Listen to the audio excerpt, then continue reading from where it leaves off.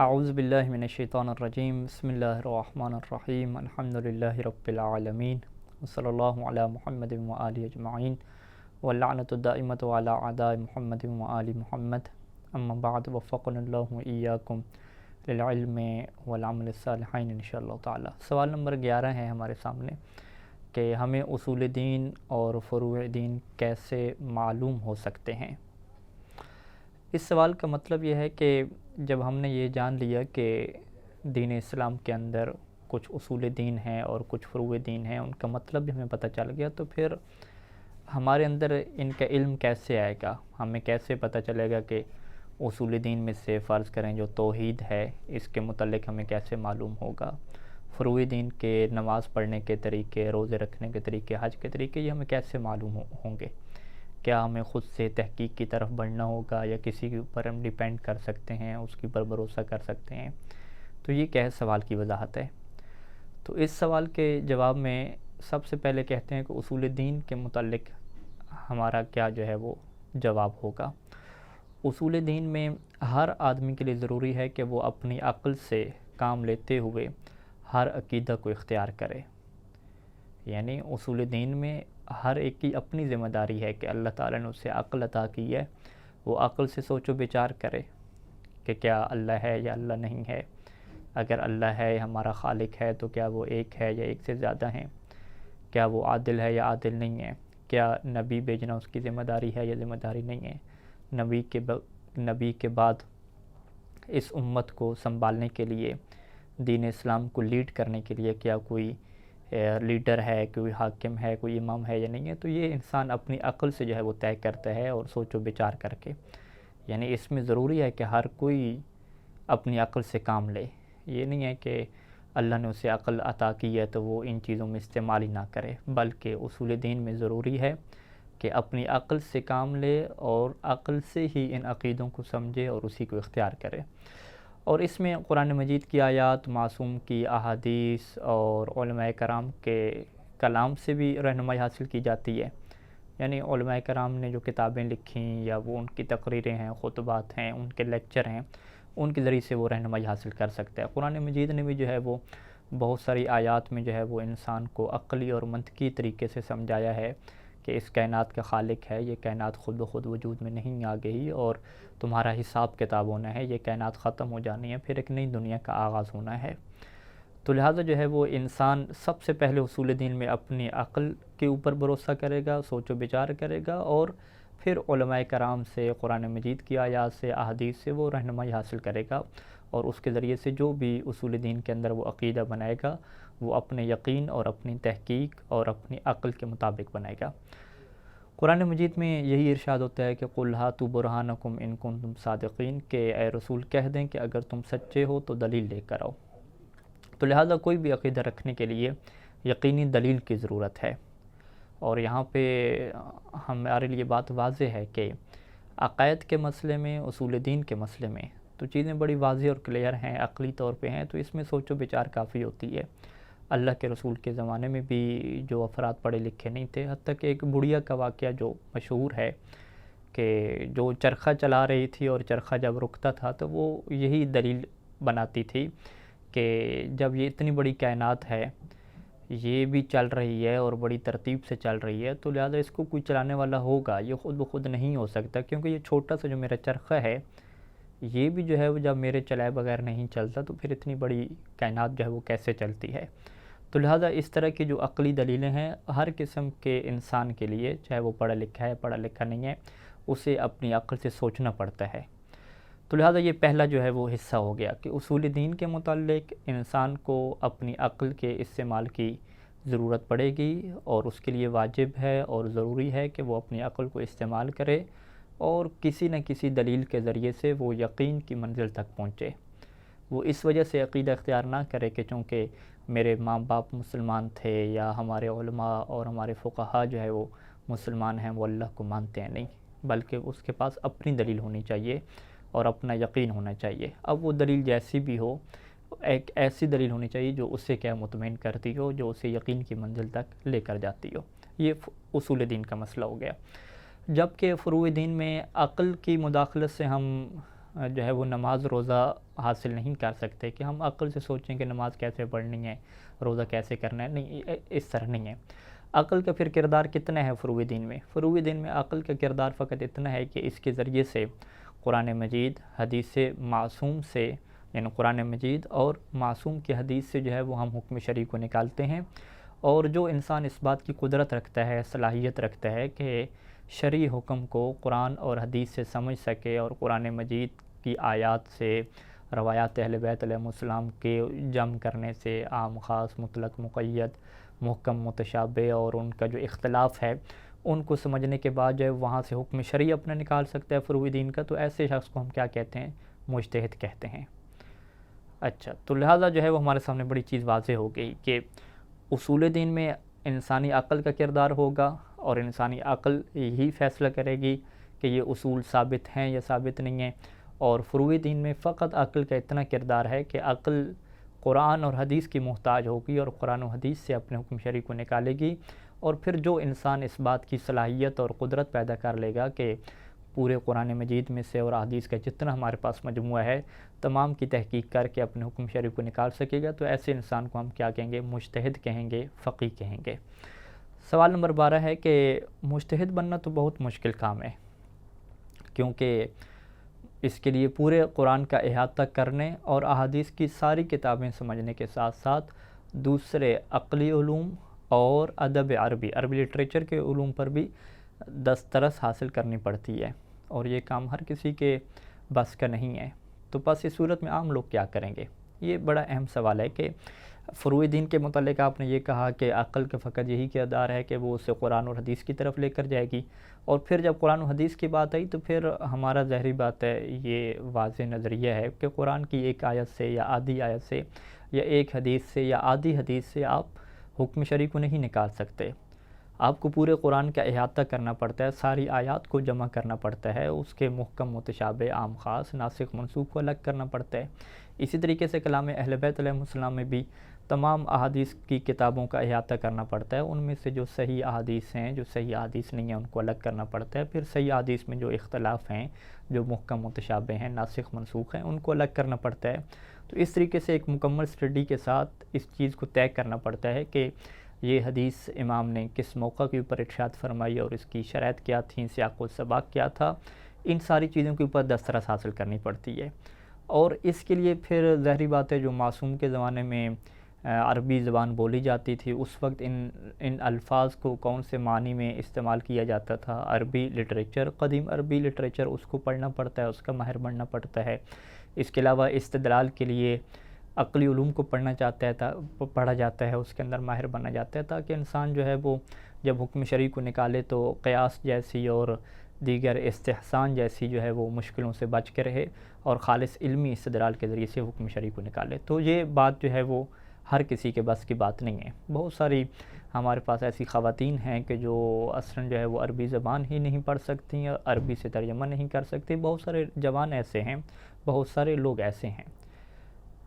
تو پھر سوال یہی بنے گا کہ جب یہ کام جو ہے قرآن و حدیث سے ڈائریکٹ جو ہے وہ حکم شرعی نکالنا یہ ہر کسی کے بس کی بات نہیں ہے، تو پھر عام لوگ کیا کریں گے؟ فروع دین کا ان کے پاس کیسے علم آئے گا؟ تو اس کا جواب واضح ہے کہ جس آدمی میں مجتہد بننے کی صلاحیت نہیں ہے، وہ ایسے مجتہد کی تحقیق پر اور اس کے فتوے پر، اس کی رائے پر عمل کر سکتا ہے کہ جس میں وہ شرطیں موجود ہوں کہ جو فقہ کی کتابوں میں ذکر ہوئی ہیں، اور احکام کو اس طریقے سے، اور احکام کو اگر اس طریقے سے آپ لے رہے ہیں، یعنی فروع دین کو اگر آپ اس طریقے سے لے رہے ہیں کہ درمیان میں آپ ایک فقیہ اور مجتہد کے اوپر ڈیپینڈ کر رہے ہیں، تو اس طریقے کو کیا کہتے ہیں؟ ہم تقلید کہتے ہیں۔ اب یہاں پہ ایک لفظ ہے جس کی میں وضاحت کرتے چلوں کہ جب ہم کہتے ہیں کہ مجتہد کی رائے پر عمل کیا جائے، تو یہاں پہ اس رائے سے مراد وہ رائے نہیں ہوتی کہ جو ذاتی رائے ہوتی ہے، کیونکہ ہمارے ہاں مکتب تشیع میں قیاس اور ذاتی رائے بہت بڑا جو ہے وہ گناہ ہے، ایسا گناہ ہے کہ کچھ روایات میں اس کو کفر تک جو ہے وہ تعبیر کیا گیا ہے۔ یہاں پہ رائے سے مراد کیا ہے؟ تحقیقی نظریہ ہے کہ جو قرآن مجید کی آیات اور روایات اہل بیت علیہ السلام میں تحقیق کرنے کے بعد جو ایک آخری نتیجہ ہوتا ہے کہ جس کو ہم عربی زبان میں رائے کہتے ہیں کہ میرا یہ نظریہ ہے، میرا یہ نظریہ ذاتی نظریہ نہیں ہے، بلکہ قرآن اور حدیث میں تحقیق کرنے کے بعد جو میری رائے بنی اور جو میرا نظریہ بنا وہ یہ نظریہ ہے۔ تو لہٰذا یہاں پہ مومنین کرام اور آپ لوگ متوجہ رہیں کہ جب ہم مجتہد کی رائے کا لفظ استعمال کرتے ہیں تو اس رائے سے مراد وہ قیاس اور ذاتی رائے نہیں ہوا کرتا۔ اور یہاں سے تقلید کا معنی بھی واضح ہو گیا کہ تقلید کا معنی کیا ہے کہ ہم نے معصوم کے حکم کی اطاعت کرنی ہے۔ معصوم کے حکم کی اطاعت کرنے کے لیے ہم ڈائریکٹ جو ہے وہ قرآن مجید کی آیات اور روایات اہل بیت علیہم السلام سے حکم معصوم کو تلاش نہیں کر سک رہے، تو ہمیں درمیان میں جو ہے وہ ڈیپینڈ کرنا پڑتا ہے، ایک مجتہد کے اوپر ہمیں اعتماد کرنا پڑتا ہے، اور وہ مجتہد بھی ایسا ہوتا ہے کہ جس کے اندر ایسی شرائط موجود ہوتی ہیں کہ جن شرائط کی وجہ سے ہمیں اس کے اوپر اطمینان پیدا ہوتا ہے کہ وہ شخص جو ہے وہ عادل ہے، فاسق نہیں ہے، وہ بڑا ماہر ہے، قرآن اور حدیث کو صحیح طریقے سے سمجھ سکتا ہے۔ تو جب ہمیں اس کے اوپر اطمینان پیدا ہوتا ہے اور وہ ہمیں بتاتا ہے کہ قرآن اور حدیث سے میں نے یہ حکم شرعی نکالا ہے اور یہ معصوم کا حکم ہے، تو ہم اس کے اوپر اعتماد کرتے ہیں، اور اسی طریقے کو ہم کیا کہتے ہیں؟ تقلید کہتے ہیں۔ یعنی کوئی تقلید کوئی پیری مریدی کا سیٹ اپ نہیں ہے، کوئی کسی کی بیعت میں جانا اور کسی سلسلہ میں جو ہے وہ خود کو باندھنے کا نام نہیں ہے، بلکہ تقلید نام ہے کہ حکم معصوم کو مجتہد کے وسیلے سے آپ معلوم کرتے ہیں اور پھر آپ کیا کرتے ہیں؟ معصوم کے حکم کی اطاعت کر دیتے ہیں۔ سوال نمبر 13 کہ اگر انسان عقیدہ میں پابند ہو اور عمل میں بھی حکم شرعی کا پابند ہو تو کیا یہ انسان کی آزادی سے ٹکراتا نہیں ہے؟ پابند یعنی جب آپ کہتے ہیں جی اس عقیدے میں آپ کو پابند بننا پڑے گا، آپ کو اللہ کو ماننا پڑے گا اور عمل میں بھی آپ کو پابندی کرنی پڑے گی، تو آپ کہتے ہیں یہ تو پابندیاں ہیں بھائی، پابندیاں اور انسان کی آزادی کہاں؟ تو کیا مطلب کہ یعنی یہ تو انسان کی آزادی سے ٹکراتا ہے، انسان کو تو آزاد ہونا چاہیے۔ تو اس سوال کا کیا جواب دیں گے کہ دین صرف ایسی آزادی سے روکتا ہے، یعنی ہاں بالکل ہم کہیں گے کہ دین آزادی سے روکتا ہے، لیکن کون سی آزادی؟ ایسی آزادی سے روکتا ہے کہ جس میں اپنا یا دوسروں کا، دنیا یا آخرت کا نقصان ہو۔ تو انسان کو جو ہے وہ نقصان کی آزادی دینے سے تو ہر کوئی روکتا ہے۔ کوئی انسان اگر خود کو مار رہا ہے، خود کو بڑی بلڈنگ سے گرا رہا ہے تو سارے لوگ اسے روکیں گے۔ کوئی انسان زہر کھا رہا ہے، کوئی انسان دوسرے کو مار رہا ہے، دوسرے کا نقصان کر رہا ہے تو اسے روکا جائے گا۔ اب وہ کہے کیا میری جو ہے وہ آزادی کو ختم کر رہے ہیں؟ ہم کہیں گے نہیں، آزادی فقط جو ہے وہ وہاں تک ہے کہ جب آپ اپنا نقصان نہ کریں یا دوسروں کو نقصان نہ کریں۔ تو دین بھی اسی طرح سے ہے کہ دین انسان کو نقصان سے بچاتا ہے۔ نقصان سے کسی کو روک دینا یہ انسان کی آزادی کے خلاف نہیں ہوتا۔ ہم یہ نہیں کہتے کہ اس نے جو ہے اس کی آزادی کو جو ہے وہ سلب کر دی ہے۔ یعنی اگر دیکھیں اسی عبارت کے اوپر کہ حقیقت میں تمام احکام شرعیہ، دین کے جو احکام ہیں وہ ایسے قوانین ہیں کہ جو انسان کی بہتری کے لیے آئے ہیں، اور دین اسلام ہر اس کام کو ضروری سمجھا ہے دین اسلام میں کہ جس میں انسان کا فائدہ ہے، اور ہر اس کام سے اسلام نے روکا ہے کہ جس میں انسان یا اسلامی معاشرے کا نقصان ہے۔ لہذا ایسی پابندی ضروری ہے۔ جس طرح واضح ہے مثال ہے کہ ہم چھوٹے بچے کو بعض کاموں سے روک لیتے ہیں کیونکہ وہ پابندی اس کے حق میں ہوتی ہے۔ اب چھوٹا بچہ کہ میری آزادی کو آپ سلب کر رہے ہیں، میری آزادی کو آپ ختم کر رہے ہیں، نہیں، ہم اس کو پابند کر رہے ہیں کچھ چیزوں کا کیونکہ اس میں اس کا نقصان ہے، اور اسے اس کام کی آزادی دینا اس کے لیے خطرے کا سبب بنتا ہے۔ یعنی بچے کو آپ آزادی دے دیں تو وہ اس کے لیے خطرے کا سبب بنتا ہے۔ یہی مصلحت بالکل اسلام کے پیش نظر بھی معقول ہے کہ جس کا مطلب ہرگز یہ نہیں ہے کہ دین کے ذریعے انسان کی آزادی جو ہے وہ سلب کی جا رہی ہے، بلکہ حقیقت تو یہ ہے کہ انسان کو حقیقی آزادی دین ہی سکھاتا ہے۔ دنیا کی محبت کی زنجیروں سے انسان کو آزاد کرواتا ہے، خود غرضی کی زنجیریں انسان کے اندر دبی ہوئی ہوتی ہیں، انسان فقط خود کا سوچتا ہے، انسانیت کا نہیں سوچتا۔ یہ جو خود غرضی والی چیزیں ہیں اس سے دین اس کو آزاد کرواتا ہے اور کہتا ہے کہ بس یہ دنیا نہیں ہے بھئی، اور دنیا بھی پڑی ہے، سب کچھ اسی دنیا میں تمہیں نہیں ملنا، یہاں پہ تم نے دوسروں کے لیے کرنا ہے، یہاں پہ تم نے اپنے لیے ایسا کرنا ہے کہ جو تمہیں وہاں کے گھر کے لیے کیا ہے فائدہ دے۔ اور اسی طریقے سے دین اسلام انسان کو جو طاغوت اور ظالم بادشاہوں کی طاقتوں کی غلامی سے بھی آزادی دلا کر خدا وحدہ لا شریک کی عبادت کی دعوت دیتا ہے، اور صحیح معنوں میں یہی انسان آزاد ہے کہ جو غلامی کے زنجیروں سے آزاد ہو، جو اپنی خواہش نفس کی زنجیروں سے آزاد ہو، جو خود غرضیوں سے آزاد ہو، جو پھر دوسروں کے لیے مر مٹ جائے اور انسانیت کے لیے خدمت کے لیے اپنے آپ کو قربان کر دے، یہ انسان آزاد ہوتا ہے۔ جو خود غرضی کی زنجیروں میں جکڑا ہوا ہو، بادشاہوں اور طاغوتی نظاموں میں جو ہے وہ اس طریقے سے رہ رہا ہو کہ اب دوسروں کے اوپر ظلم بھی کرنا شروع کر دے، تو یہ اس انسان کو آزاد نہیں کہا جاتا، اس انسان کو خود غرض کہا جاتا ہے اور اسے غلام کہا جاتا ہے۔ یہاں تک جو ہے وہ پہلا باب ہمارا مکمل ہوتا ہے تعارف کا، اور اب ہم دوسرے باب میں داخل ہو رہے ہیں۔